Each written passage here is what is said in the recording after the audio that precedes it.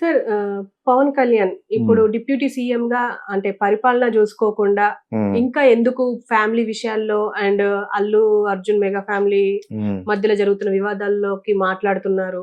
అంటే ఆయన ఏది మాట్లాడినా ఇటే ఆపాదిస్తున్నారు అల్లు అర్జున్ కి. సో అవన్నీ ఎందుకు మాట్లాడుతున్నారు అని చెప్పేసి అంటున్నారు. మీరేమంటారు సార్? యాక్చువల్ గా అయితే పవన్ కళ్యాణ్ చాలా పీక్ కి వెళ్ళిపోయిన టైంలో వచ్చాడు, ఇంట్రడ్యూస్ అయ్యాడు ఎవరు, బన్నీ. ఓకే, సో అతను పెద్ద పెద్ద పట్టించుకోవాల్సిన అవసరం లేదు. కానీ ఓవరాల్ గా జనాలు నెటిజన్స్ గొడవ పెట్టి రకరకాల తమ్లైన్లు పెట్టి వస్తున్నాయి కదా, ఆ వచ్చినప్పుడు ఇంకా అతను ఏం మాట్లాడిన నోట్లోంచి దీనికి ఆపాదిస్తున్నారు. యాక్చువల్గా కాన్సన్ట్రేట్ చేస్తున్నాడు, అతను పరిపాలన మీద కాన్సన్ట్రేట్, పొద్దున్న లేచిన కానీ ఆఫీస్కి వెళ్తున్నాడు, కంప్లీట్ చూసుకుంటాడు. అందులో నా పోర్ట్ఫోలియో పెద్దది అది. సో అన్ని చాలా చూసుకోవాలి. ఎక్కడికో వెళ్ళి ఏదో సందర్భంగా ఎంత కాదనుకున్న సబ్ కాన్షియస్ గా ఒక గొడవ ఉంది, వీళ్ళ ఫ్యామిలీ మీద బ్యాడ్ మాట్లాడే వాళ్ళు ఎవరైనా ఉంటే అది మనసులో వస్తుంది. దాన్ని సందర్భోచితంగా మాట్లాడే అవకాశం ఉంది. ఉన్నా కూడా ఉన్నదాన్ని అతని శ్రేయోభిలాషులు ప్రజలు, పవన్ కళ్యాణ్ అంటే ప్రస్తుతం అందరికి ఇష్టం కాబట్టి ఆ ఇష్టలు అందరూ ఏమంటున్నారంటే బయట, అది కూడా 2-3 చూశాను నేను, అనవసరంగా ఈ గొడవల్లో వెళ్ళవలసినంత అవసరమా, బికాజ్ మంచి పేరుతో ఫుల్ స్వీప్ చేసి గెలిచావు ఇండియాలో ఫస్ట్ టైం. సో అటువంటిప్పుడు ఓన్లీ కాన్సన్ట్రేట్ చేయి హీర్ అంటే, నువ్వు చేయట్లేదని ఏంటి, చేస్తున్నాడు, చేసింది వెళ్ళిన చోట ఏమన్నా ఇలాగా మన అటవీ శాఖతో కర్ణాటకలో ఏదో మాట్లాడాడని చెప్పేసి దీనికి ఆపాదించారు కొద్దిగా. అది ఉంటుంది. అది ఇక్కడ ఒక విధంగా అంటే సేఫ్ గా చంద్రబాబు నాయుడు సేఫ్ అయిపోయాడు. వాళ్ళు చేసే పనులన్నీ వైఎస్ఆర్సీపీ చేసిన అగాత్యాల గురించి చెప్తారు.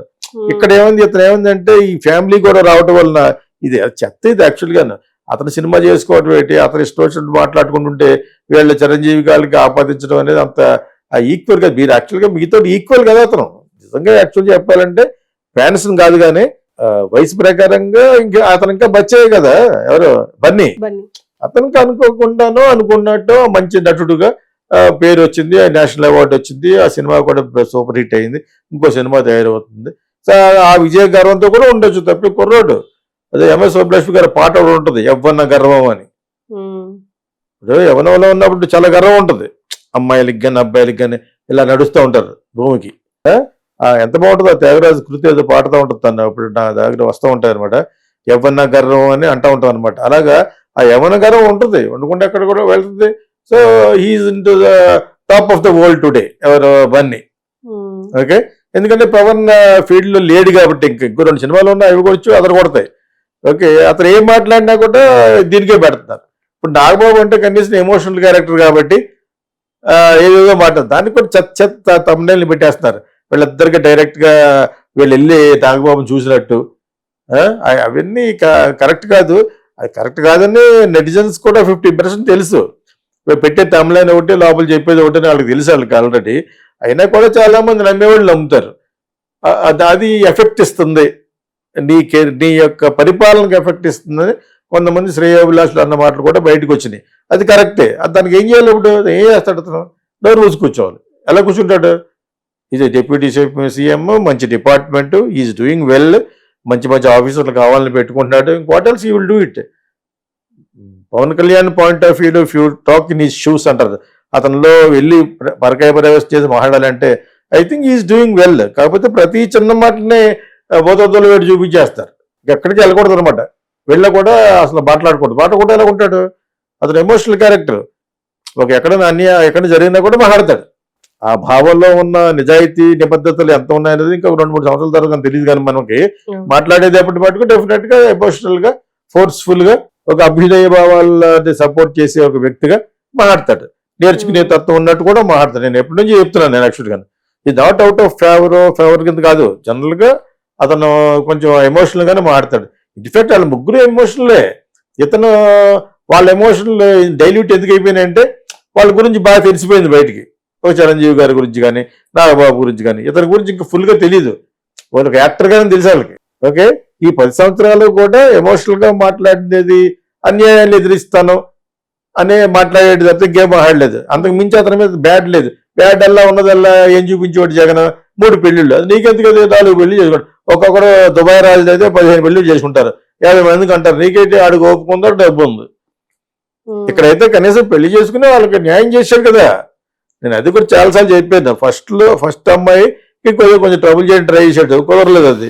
తర్వాత అందరికీ పిల్లలు పుట్టిన ప్రతి అమ్మాయికి న్యాయం చేశాడు.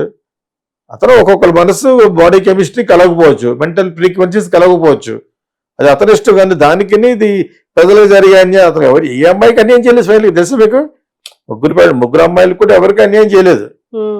అన్యాయం చేస్తే డైవర్స్ అయిపోయిన రేణుదేశే అస్తమానం ఎందుకు వస్తాయి ఇక్కడికి?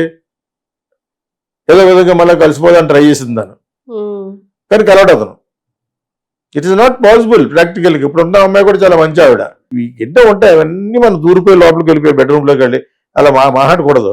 Because it is his life finally కదా. సో మనం ఈ లెవెల్లో మాట్లాడడం చాలా చాలా ఎక్కువ.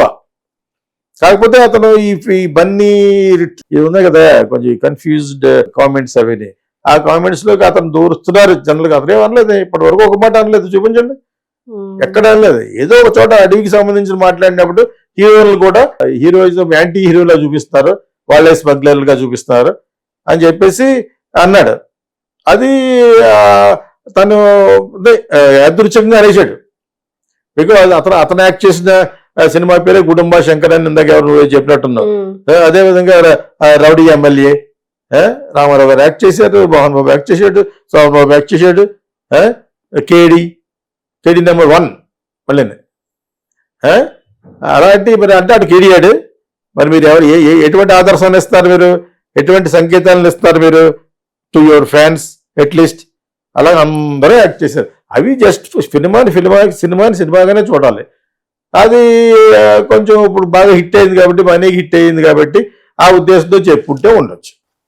అల్టిమేట్గా పవన్ కళ్యాణ్ కూడా మనిషే కదా, ఉప్పు కారము తింటున్న మామూలు మనిషే. ఓకే, సినిమా ఫీల్డ్లో మంచి ఇమేజ్ సంపాదించుకుని ఎక్కడికైనా మీటింగ్ పెడితే లక్షల కొద్ది జనం వచ్చి అంత ఇమేజ్ సంపాదించుకున్నాడు. దానికి చాలా మంది ఏడుస్తూ ఉంటారు. ఏం చేస్తావు మరి, అతను వచ్చింది అదృష్టం. మోడీయే పడిపోయాడు దానికి. ఇంటెలిజెంట్ రిపోర్ట్ వెళ్తుంది అక్కడికి. పవన్ కళ్యాణ్కి ఎంతమంది వచ్చారంటే 4 లక్షల మంది వచ్చారంటారు. జగన్కి ఎంతమంది వచ్చారు? 4,000 మంది వచ్చారంటారు. మిగతా 60,000 మంది డబ్బులు ఇచ్చి తీసుకొచ్చారంటే బస్సుల మీద అంటారు. జగనే కాదు, చంద్రబాబు నాయుడు అందరూ కూడా డబ్బులు ఇచ్చి పట్టుకొస్తారు. లేకపోతే జగన్ లేనప్పుడు ఖాళీ కుర్చీలు ఉంటాయి కదా బిఫోర్ మీటింగ్, అవి ఏమో ఈనాటేస్తుంది. వీళ్ళు వచ్చి సాక్షి వచ్చి వాళ్ళు ఖాళీ కూర్చుంటే వాళ్ళు వేస్తారు అనమాట. ఇది ఎవరికి ఇది అన్ని తెలిసినవి. జెన్యున్ గా జనాలు వచ్చేది పవన్ కళ్యాణ్కి ఈ రోజు కూడా. అతనికి ఖాళీ సీట్లు ఉండవు. ఒక్క మీటింగ్ చూపించండి, అది అంత అదృష్టం ఉంది, ఇమేజ్ ఉంది. మోడీయే పడిపోయాడు. అతనికి అలా దగ్గర పెట్టుకోవడం కారణం ఏంటన్నారు? రేపు పొద్దుట ఎప్పటికైనా ప్లస్ కాపుల్ మెజారిటీ ఈజ్ మోర్ 27-37% ఉన్నారు వాళ్ళు. అర్థమైందా మీకు? అంచేది వీళ్ళకి చేయడంలో చాలా ఒక సీక్రెట్ బిహైండ్ ద ఎంటైర్ ఏదంటే ఇదే, they are more voters. Plus ఏమో దానికి సంబంధించిన రిప్రజెంటేటివ్ ఉన్నాడు ఆల్రెడీ. చిరంజీవి ఎలా లేడు సీన్లను, పవన్ కళ్యాణ్ ఉన్నాడు కాబట్టి పవన్ కళ్యాణ్ సపోర్ట్ చేస్తున్నాడు అతను. అర్థమైందా? ఇప్పుడు రేపు 2 సినిమాలు అన్నారు, 2 సినిమాల తర్వాత ఇంకా రానంటున్నాడు. మళ్ళీ ప్రజల కోరిక మీద ఒక సినిమా చేస్తాను వచ్చాడు, దున్నేస్త సినిమా. ఇది పెర్మనెంట్ కాదు. I wish you will do it. ఈ సినిమాలు అయిపోయిన తర్వాత 2 సంవత్సరాలు గ్యాప్ ఇచ్చి మళ్ళీ ఒక బ్యూటిఫుల్ మూవీ వచ్చాడు ఇంకో దగాడేస్తుంది. మనం ఐడియాలు ఇస్తా ఉంటాం కదా, కొత్తగా మళ్ళీ ఐడియా ఇస్తున్నాం అన్నమాట. అర్థమైందా? ఏం తప్పలేదు.